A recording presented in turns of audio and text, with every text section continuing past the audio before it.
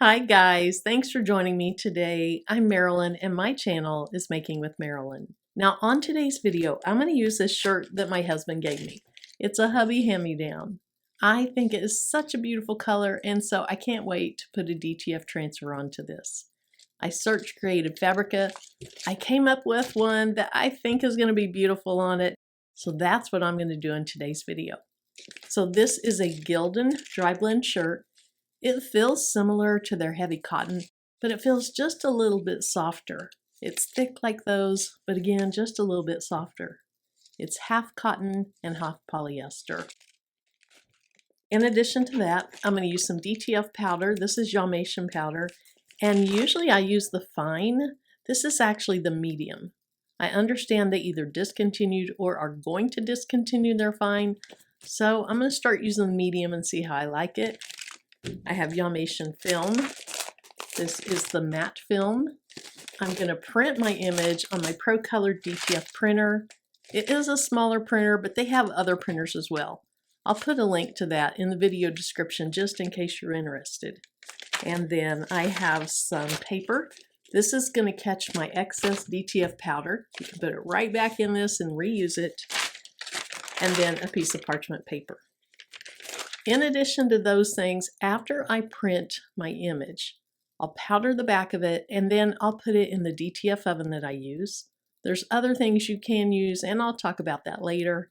And then I'm actually going to use this little craft press behind me right here on my craft table. So if this sounds like something you'd like to watch, stay tuned. Now here's my Pro Colored A4 printer at work. An A4 printer prints 8.2 inches wide. If you're interested in a wide format printer, they also have A3 printers and they print 13 inches wide. The beauty of a DTF printer is not only does it print the 4 main colors, but it also prints white. So your colors are laid down first and then you have that layer of white. That white is what makes it where you can put this on any color of shirt you want. Now it's time to powder the image and then cure that powder. Here's what it looks like so far. It is beautiful. I think those colors are so pretty. But I need to put adhesive on this so it'll stick to the shirt. That's what this is. Now, before the video, I really shook this up hard to break up any clumps that were in it. And I'm going to use a glove just on my hand that I'm going to use to dig in there. I have a little cup in there, kind of like a medicine cup or little condiment cup, and I just leave it in there. I use that over and over. So I'm putting a bunch of powder on here.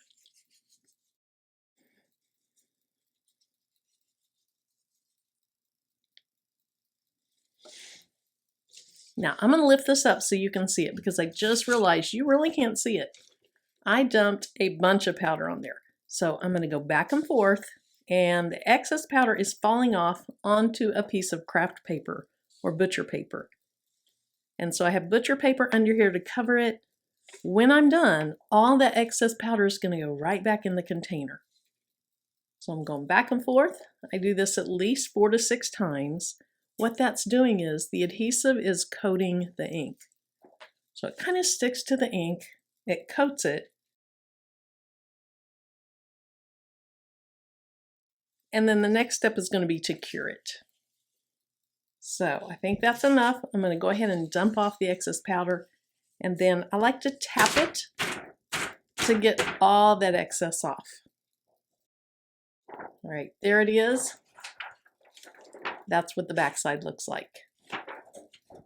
All right, let's go to the curing oven. Let's go ahead and get this thing ready to put on my shirt. I'm curing my print in a Pro Colored oven. Now I'm going to cure this at 120 degrees Celsius, and I'm going to do it for 150 seconds or 2.5 minutes. Now there's other way to cure your DTF prints. You can use a toaster oven, a convection oven, you can even use a griddle or your Cricut Easy Press upside down. Now you might be able to hear that over there. It's doing its thing.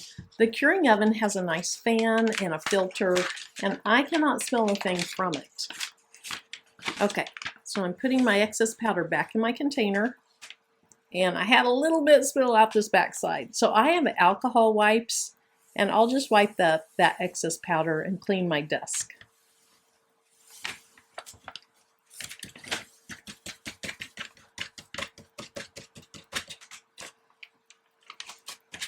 Now I can just fold this up. I use it time and time again. You do want to make sure you get this lid on tight. And then I even have, well, I did have, that's in my fine powder. I had some of those little things you get in shoes to keep moisture out. I taped it to the top and I had that in the other container. I need to add it to this one. So I have these alcohol wipes and I keep them around for all kinds of things. They are really good for cleaning up this powder. All right, it looks like I have about 50 seconds left over there. So let me go over there so that when it's done curing, I can bring it over here and show it to you. My Pro Color curing oven came with this little suction cup, so I can just use that, push it down on the film, pull it forward, and then I can easily get it out of the oven.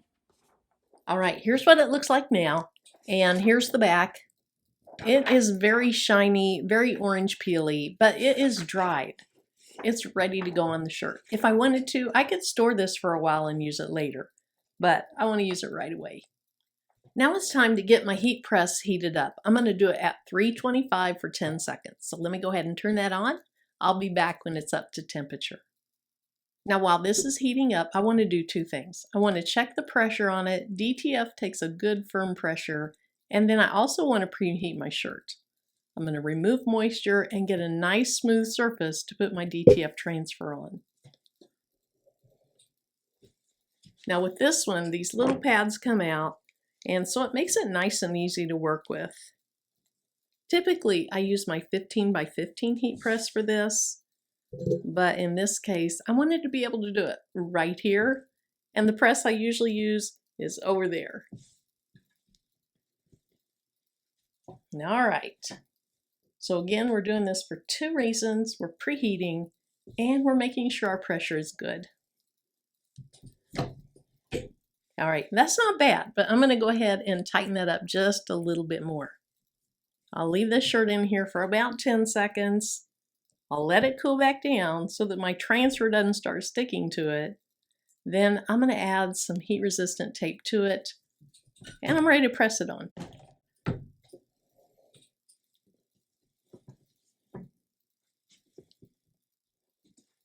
So I failed to mention in the intro about the heat tape. You don't have to use it, but because I'm moving my shirt after I get my transfer on, I want to have this to make sure it doesn't shift. Now, for my transfer, what I want to do is I want to fold it in two, and I want to have the sides or the ends of it meet up, and then I'm just going to put a little crease right here. That's going to help me know where to put the center of this on my shirt. Or it's going to help me know that is the center to put it in the center of my shirt.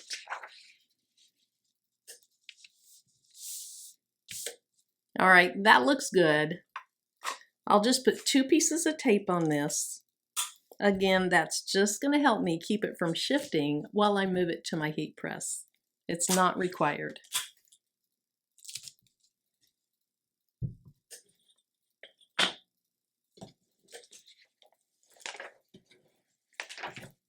Now, while I'm putting this on this press, because it is a small press, I need to make sure there's going to be pressure over the whole thing. And so I'm going to take a minute just to get it situated on these pads so that I can be sure I'm going to get pressure over the whole thing. All right, I think that's good. I'll go ahead and push the pads back where they go and then press this down. Let me peek under here, make sure it's going to all be covered. It looks like it is.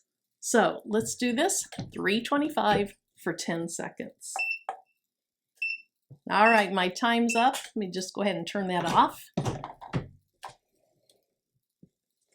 Actually, why did I turn it off? I'm going to do a second press. I'll turn it right back on here in just a minute. But I am going to let this cool all the way down. All right, let me go ahead and turn this back on. And then I'm going to let this cool all the way off. I can just give it some time to do that. I can put a cold ceramic tile or a porcelain tile on the top. Or if I had granite countertops in here or quartz countertops, I could flip it over and pull the heat out that way. Okay, that feels really cool. So let me go ahead and peel this off, and it did a great job. All the ink came off. I'll go ahead and throw that away, and let's take a look at it. Those are really cute colors for this shirt. That looks good. Now right now this feels like a very thin vinyl. I can feel it on top of the shirt. And it's a little bit smooth and it's a little bit shiny. I don't like that. So what I always do is I take a piece of parchment paper, I put my shirt back on the press, and I press it again, 325 for 10 more seconds with the parchment paper on it. What that does is it takes away some of that shine and it really makes it melt into the fibers of the shirt.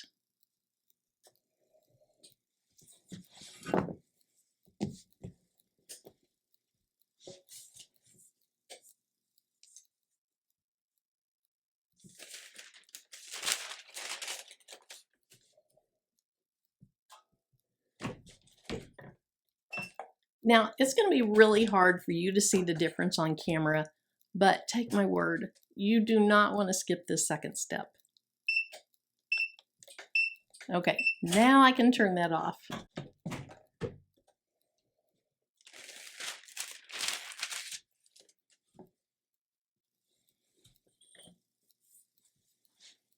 Now there's the final shirt. Let me get it close to the camera so you can see it really well. Look how vibrant that is. And the reason you can see it so well on this dark shirt is because of that layer of white ink. I love DTF in that you can put this on any color of shirt or bag or whatever you're putting it on. You can use any color behind it. It's very similar to sublimation in that you can print anything. You can print a picture, you can print a design like this. You can't do that with vinyl. But unlike sublimation, where you need to have a white shirt or a very light colored shirt, because this has that back layer of white ink, you can put it on any color. And even if there's white in your design, that white is going to be on your shirt. Let me show you one more time. Super pretty, super vibrant. I love it. I'm going to wear this to school this coming Friday. So thanks so much for joining me today, and until my next video, bye-bye.